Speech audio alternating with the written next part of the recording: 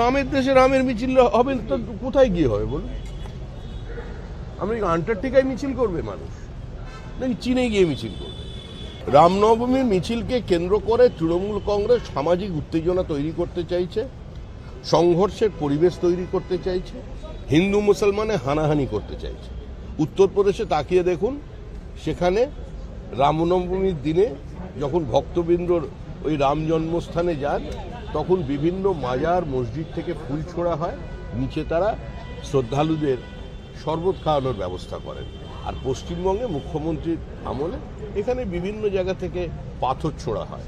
তো আমরা আশা করব যারা এখানে সংখ্যালঘু ভাই বোন আছেন তারা একটু চিন্তা করবেন, তারা কাজী নজরুল ইসলামের সঙ্গে থাকুন, এপিজে আব্দুল কালামের সঙ্গে থাকুন। এই তৃণমূলের রাজনীতির জন্য তারা ওই কি বলে টুকরে টুকরে গ্যাং আছে,